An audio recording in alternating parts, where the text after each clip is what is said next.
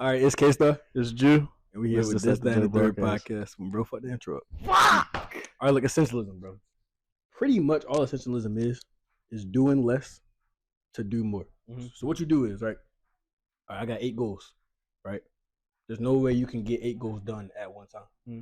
So when I have those 8 goals, if I'm trying to do all 8 at one time, what's going to happen is I'm going to put a little energy to goal 1, a little bit to goal 2. I'm putting a little bit of energy to all 8. I'm giving equal energy to all 8. Mm-hmm. And I'm not really making no progress with none. I'm just having, you know, people be like, I got motion, blah, blah, blah. All you're really doing is you're just moving a lot, but you're not really going nowhere. Mm-hmm. But what happens is, what people don't realize is you do less. So I say, okay, I got these 8 goals, right?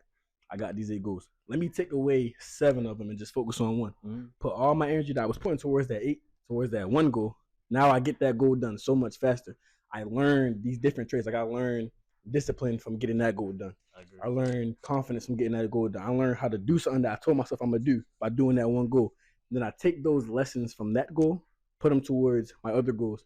Now I'm able to complete 8 goals faster by just focusing on 1. That's pretty much the basis of essentialism. Funny thing is, bro, like my pops had told me the same thing, like back when he was first starting his businesses and all that.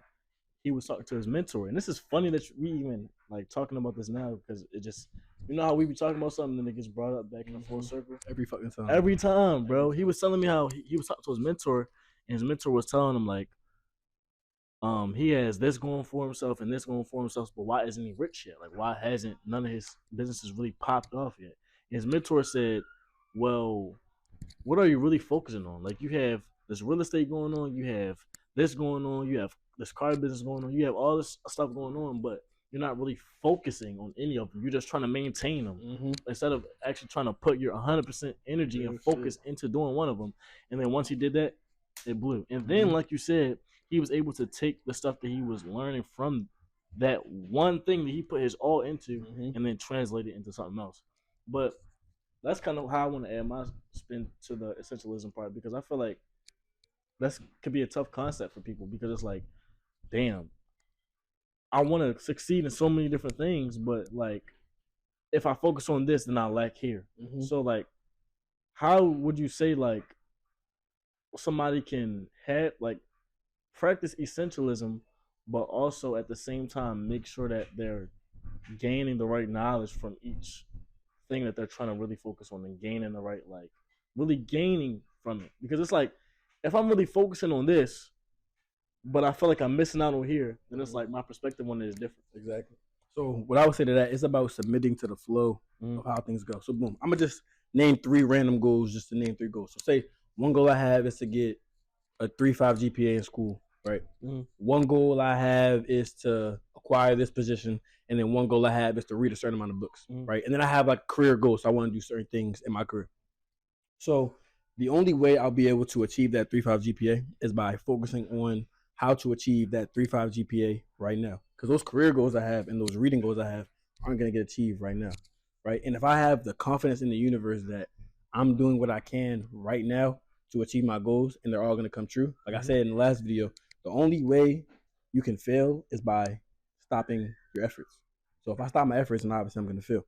But if I have the confidence in myself and in the universe that me focusing on this goal is going to allow me to gain the traits that I need to achieve my other goals, then that allows me to focus fully on what I'm doing right here. Because like you said earlier, I'm going to touch on that, what you said earlier about your pops, where he has a lot of stuff going on, but you feel like he's only really maintaining everything. When you have all your efforts spread out, all you're doing is maintaining. You're not tapping into your potential that you have for anything. So, and I'm going to get the book actually. This is the book, y'all, that I learned this from. Discipline, The Pursuit of Less. This is where I learned all this stuff from. And so, in that, with the pursuit of less, what you realize is a lot of the goals that we even have aren't even you realize when you start to cut down on what you're actually doing, you realize that you're not really missing out on anything. People that have a lot of goals, when you have like 10 goals that you're trying to achieve right now, you're going to end up burning yourself out. You're not going to give your best to any of those goals. So like, I'm going to use an example from my life. This semester, I was involved in 4 orgs on campus, right? And I also have my own photography business going on. And I have my own creative pursuits that I'm pursuing outside of photography, outside of those orgs, like short films and things like that. So what I was realizing was I'm having a 10 o'clock class to go to.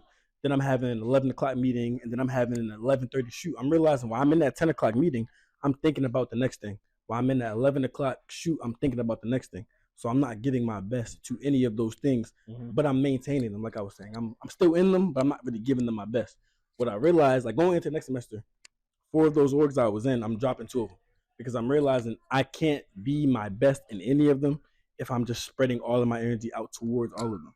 So now, instead of trying to do all 4 of them really, really well, like this book says, it's the pursuit of less. The only way I'll be able to really excel in any of those is if I drop some of them. You know what I'm saying? Really think about, okay, what are the really, you know, the favorite thing I learned in this book was don't take every single good opportunity, because the better you get and the more you excel, you're gonna get hella good opportunities. You're just gonna get good opportunity after good opportunity. But what happens when you take every single good opportunity? You're telling the universe, yeah, I appreciate the opportunities you're giving me, but what you're really doing on a deeper level is you're saying, I'm not confident that I'm going to get a better opportunity. So when you take that good opportunity that you're looking at it and it's pretty good, but there's a couple of things that you don't really like about the opportunity, but you take it anyway, you're telling the universe, this is good enough. What I really, really want is not what is more. What I really wanted isn't what I got, but this is good enough. And the universe is going to keep giving you opportunities that are just good enough, that don't really tap into your potential, but you're ones that you'll be able to maintain. You're not gonna really love any of them though. Once you take a step back and you start saying no to some opportunities, not no in the sense that this isn't good enough for me in a cocky way or in a way of I'm above this, but in a way of I'm not gonna take this pretty good opportunity because I have faith that if I keep working, a really, really, really good opportunity is gonna come down the line. And that's really what essentialism in essence is. I feel like this low key goes deeper into a good ass book, bro. Some instant gratification shit. Because like people be wanting things, they want success, they want the money, they want the fame, they want it now. So it's like obviously they want in their shoe business, they want to sell, they want to make 100K in sales now.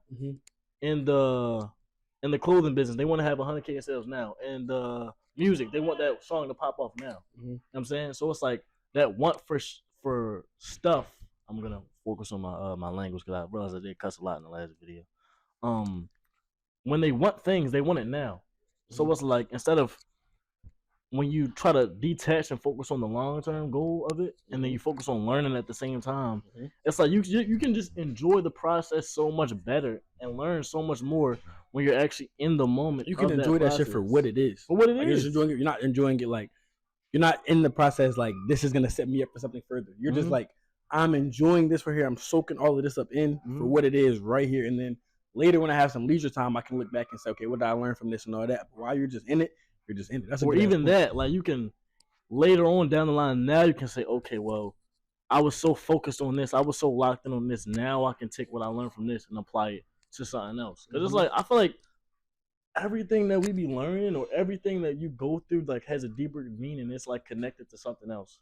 Like for example, like in the Uno game we just played, like how like your pops was talking and it's like getting in our head, and then it's like it kind of throws us off our game. That's gonna apply to something in real life that we're gonna really like. It's gonna be a time where it's probably gonna be a coworker or a boss or whatever the case may be that's in your head, getting under your skin. But you're gonna have to keep digging, digging. But it's like from simply just playing the game, not even focusing on anything else, just playing the game, we were able to learn that lesson from it. But that's just an example. Just but on that example, actually, this is crazy because as you said that I'm writing a paper right now in school on the fact that the way people. How you writing a paper?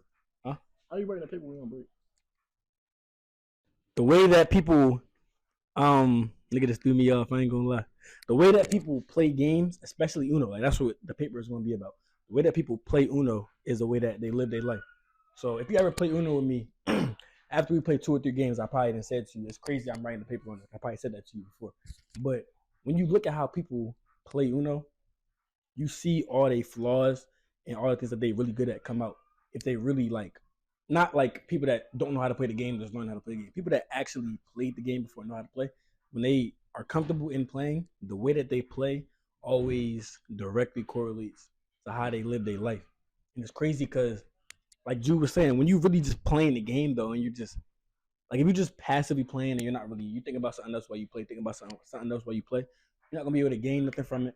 You're not gonna be able to learn nothing from that. There's a lesson in everything. You're not gonna enjoy it at all. You're just gonna be playing just to play. But there's a lesson in everything. So when you really play and understand everything, there's a lesson in everything. When you play and understand, okay, this is how this person plays Uno.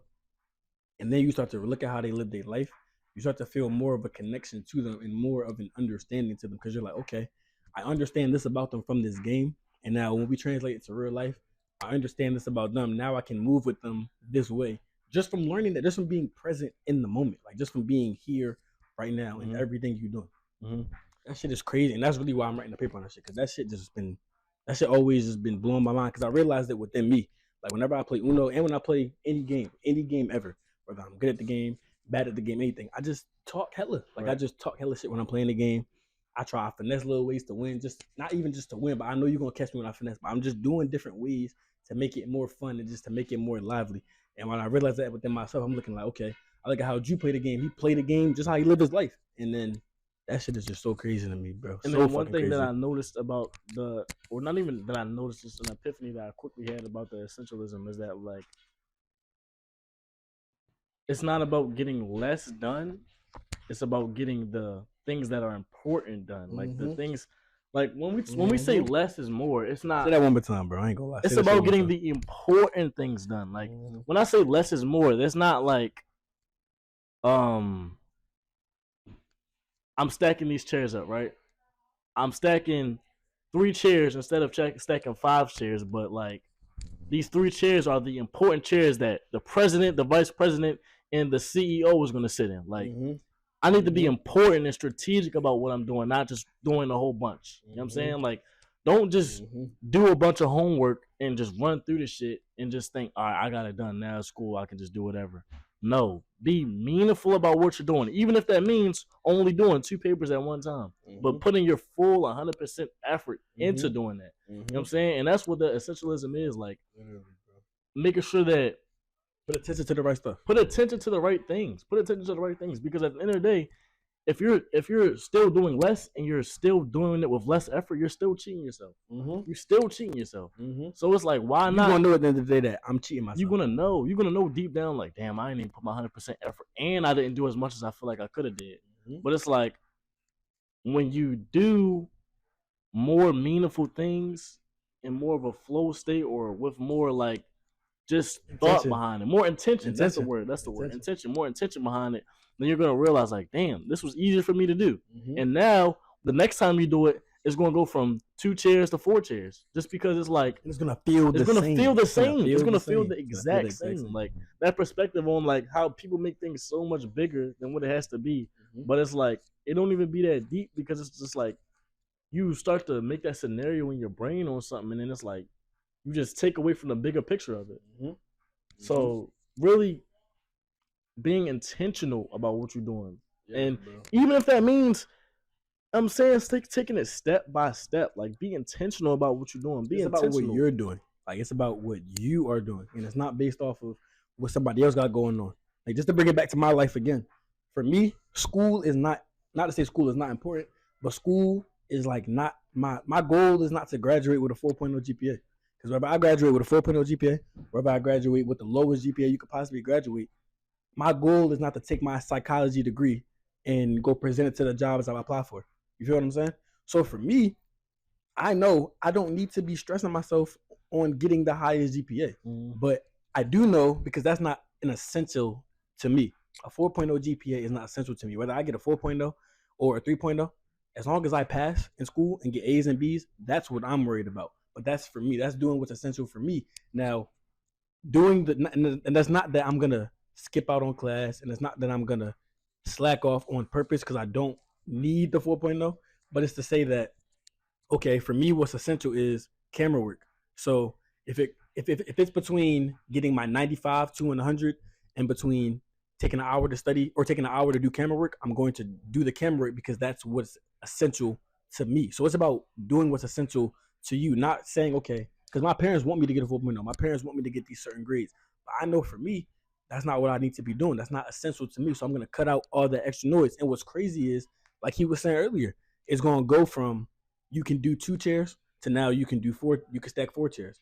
And then it's going to feel the same as stacking the 2. And then once you keep working at it, stacking 4, you're going to be able to stack 6, and it's going to feel like you're stacking 4. Like for me, once I really understood that mindset, now getting good grades is not that hard to me because I don't put that stress on it. I took that stress away from trying to achieve that 4.0 because that's not essential to me. and then I finished this semester with the highest I ever finished with. But that's just from changing my mindset on what I was doing, and it's just like we always say, just hopping into that flow state, just literally hopping into that flow state, understanding that okay, what I'm doing right now in terms of schoolwork is so that I can get to my camera work. But when I'm doing my schoolwork, I'm not thinking about anything else. I'm just present in doing my schoolwork, and then I finish it a lot easier. And I feel like, bro, like the reason why it's so hard crazy, bro, for people to gain that perspective on it is because like that FOMO or like they just compare on like what other people is doing. So it's like, for an example, like I'm not gonna go my hardest at something if I see that me and him both doing the same thing, but I see, damn, he going harder. So damn, I might slack off on it, or I might like, damn, I might just next go round type shit. And it's like I might not put my 100% on it. So for me, I feel like when you take that comparison aspect away, it's easier for you. That's the really, thief of all joy. Thief of all joy, literally bro. all joy. But I also want to talk about that as well because it's like you can also learn from comparing. You can definitely. Also, how do you feel like you can learn from comparing? Because that's interesting. Bro, like, I don't even know if I agree with that. I ain't gonna lie. I feel like for me personally, like you can learn from comparing because it's just the perspective that you have on it. And this is what I always say all the time. I always just be emphasizing perspective because it's just how you look at things. Like me and Kay could both be writing a paper, right? On the same exact thing. And he could have different notes in his paper. And I could look at his paper and be like, damn, well, that makes sense.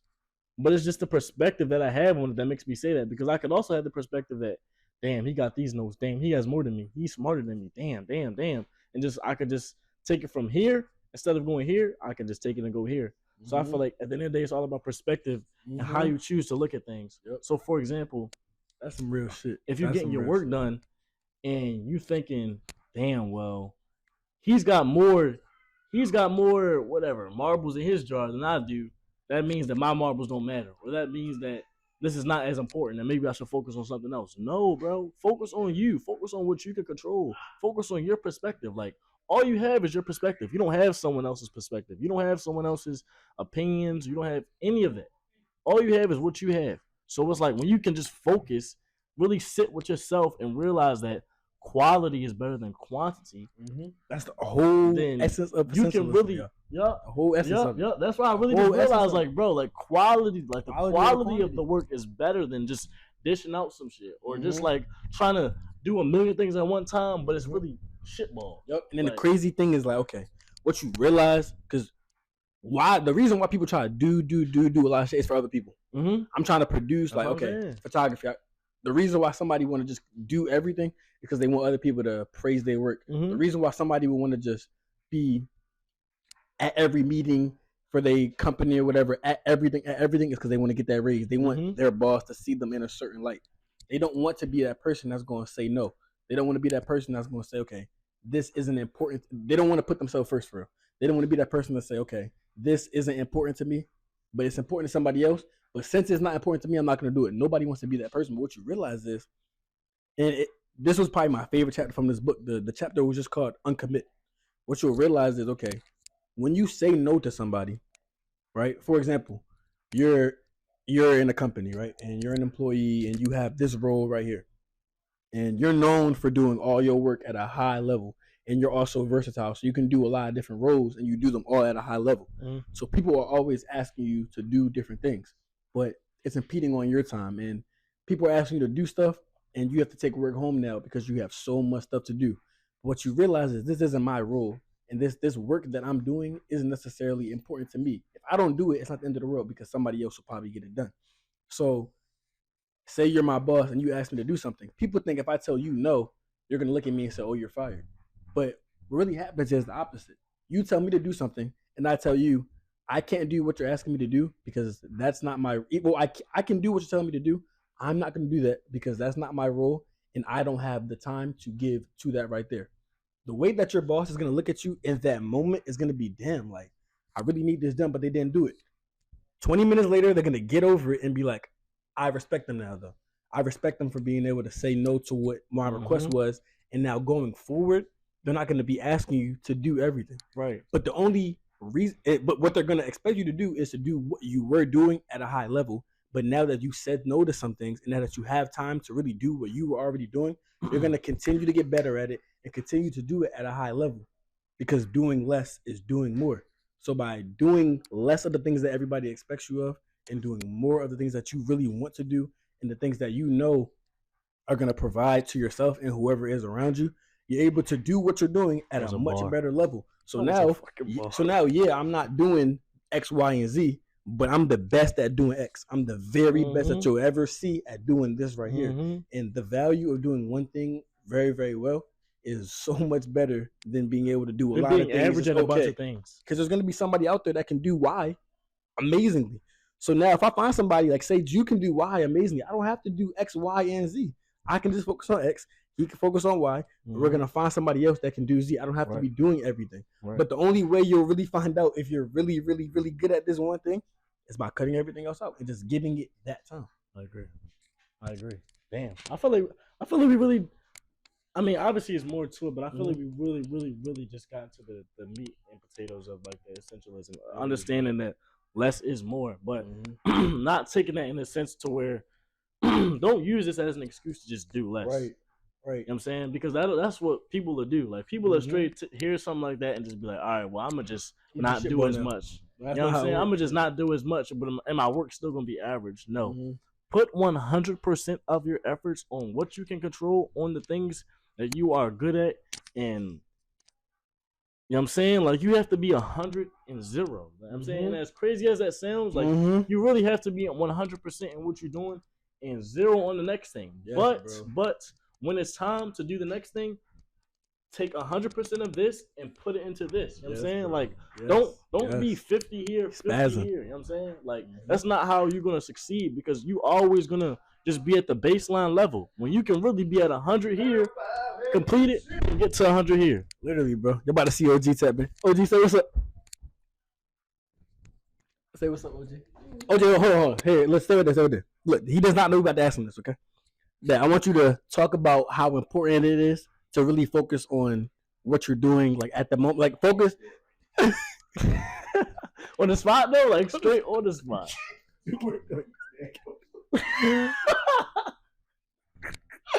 Straight on the spot, bro.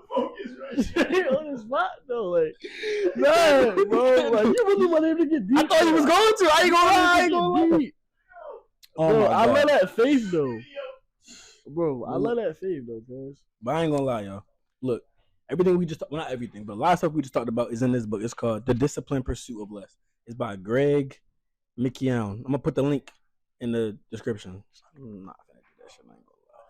But yeah, the disciplined pursuit of doing less. All right. So I would tell y'all all to tap into that. But again, just ended off. This K-Star. This Jew. And is this the end of the third podcast? Wait, before we even end this, John, I just want to say I appreciate. Go ahead. Yeah, go ahead. I definitely appreciate each and every one of y'all for this. The feedback that y'all was giving on the videos, bro. Like, y'all loving it, like, bro.